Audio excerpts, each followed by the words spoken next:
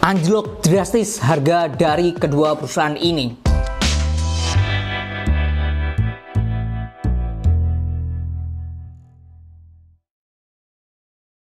Gudang Garam, Sampurna, Wismilak, dan juga Djarum ya. Dari segi nama, brand ini sudah tidak asing ya buat kita. Entah kita seorang perokok maupun yang tidak perokok ya. Brand-brand ini bisa dikatakan sudah sangat familiar di telinga kita. Sampurna dan Wismilak bermarkas di Surabaya. Gudang Garam bermarkas di Kediri. Sedangkan Djarum bermarkas di Kudus. Tapi sayangnya Djarum tidak bisa kita bedah lebih lanjut karena mereka bukan termasuk perusahaan yang terbuka. Apakah saat ini waktu yang tepat untuk mengoleksi saham-saham macam Gudang Garam, HM Sampurna maupun Wismilak? Sebelum kita membahas secara perusahaan ya, kita lihat dulu secara keseluruhan dunia rokok itu sendiri. Berdasarkan data dari katadata.co.id, volume produksi rokok di Indonesia ya dari pandemi 2020 sampai 2023 terus mengalami penurunan. Apakah penurunan produksi ini efek dari perpindahan konsumen yang beralih ke perokok elektrik? Kalau melihat ya data menurut katadata.co.id ya,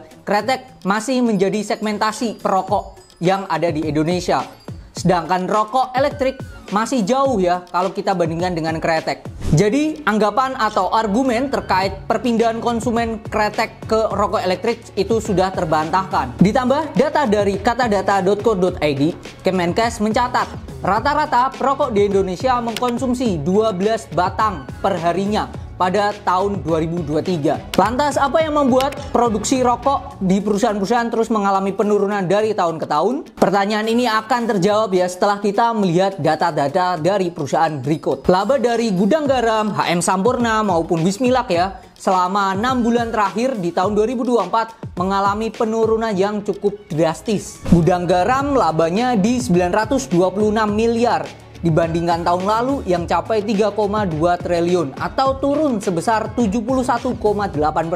HM Sampurna selama 6 bulan di tahun 2024 ini labanya di 3,3 triliun dibandingkan tahun lalu di 3,7 triliun atau turun 11,5%. Wismilak labanya di 148 miliar atau turun 40% dibandingkan tahun lalu yang capai 247 miliar. Padahal kalau kita lihat secara omset ya, tiga perusahaan ini tidak mengalami penurunan yang signifikan. Gudang Garam ya, secara omset itu di 50 triliun atau turun hanya 10% ya dibandingkan tahun lalu di 55,8 triliun. Wismilak secara omset di 2,2 triliun atau hanya turun 6,7% dibandingkan tahun lalu yang 2,3 triliun. Yang unik malah HM Sampurna atau kode saham HMSP yang omsetnya naik 2,9% senilai 57,8 triliun dibandingkan tahun lalu ya yang omsetnya mencapai 56,1 triliun.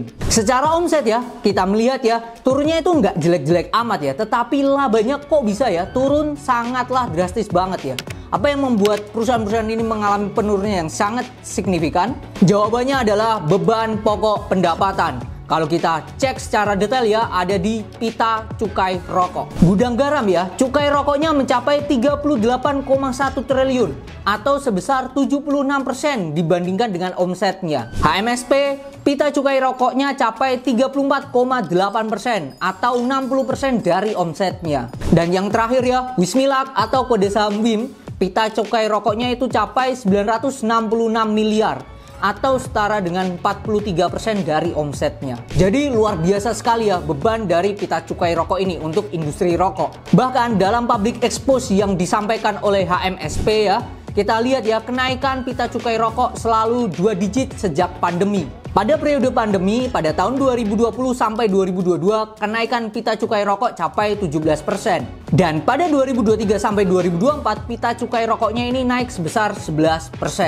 Bahkan kalau kita melihat ya data yang disajikan dari katadata.co.id, menurut WHO pada tahun 2022 tarif cukai rokok Indonesia mencapai 57% dari harga rokok sebungkus atau isi 20 batangnya. Dan menempatkan Indonesia ya pada urutan ke-15 dengan negara tarif cukai rokok tertinggi di seluruh dunianya. Tapi apa sih produk-produk unggulan dari masing-masing perusahaan? Baik itu Gudang Garam, HMSP, dan Wismilak. Kalau kita melihat secara garis besar, baik Gudang Garam, HMSP, dan Wismilak ya, keunggulan mereka itu ada di SKM atau sigaret kretek mesin. Gudang Garam unggul di segmen SKM dengan penjualan capai 89% dari total omset yang didapat. HMSP unggul juga di segmen SKM dengan penjualan capai 59%. Disusul dengan segmen SKT yang lumayan besar di 32% dari omsetnya. Yang unik ini Wismilak atau kode saham WIM.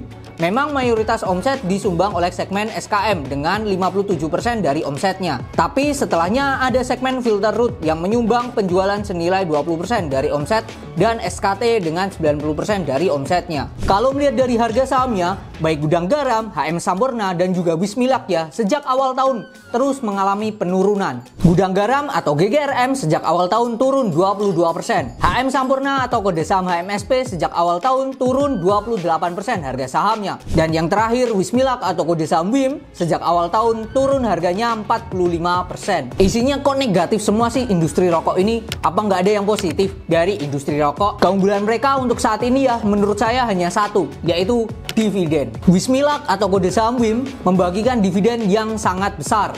Yang terbaru Wismilak pada Juni 2024 membagikan dividen 107,1 per lembarnya atau setara dengan 11% kalau kita bandingkan dengan harga sekarang. Lalu HMSP yang membagikan dividen 69,3 per lembarnya atau setara dengan 9,6% kalau kita bandingkan dengan harga sekarang. Di tahun ini yang anomali bisa dikatakan Gudang Garam atau kode saham GGRM. Mereka tidak membagikan dividen ya, dengan alasan semua laba perusahaan dimasukkan dalam akun saldo laba dan akan digunakan untuk menambah modal kerja. Padahal kalau kita lihat secara historis mereka rajin membagikan dividen. Jadi cukai rokok ini menjadi beban yang luar biasa untuk industri rokok. Bahkan dulunya GGRM dan HMSP ini sempat menjadi primadona ya. Dulunya. Kalau kita bandingkan harga 5 tahun ke belakang ya, Gudang Garam ini telah turun 75%. Dan HMSP telah turun senilai 72% secara harganya. Anjlok drastis harga dari kedua perusahaan ini. Rokok sendiri menjadi pisau bermata dua ya. Dari segi kesehatan ya, kita melihat ya, rokok ini memang tidak bagus. Tetapi ya, kalau kita lihat dari sudut pandang yang lain, rokok ini ya, kalau ditutup, perusahaan-perusahaannya punya efek yang sangat signifikan buat Indonesia. Efeknya salah satunya adalah pengangguran yang pasti akan bertambah.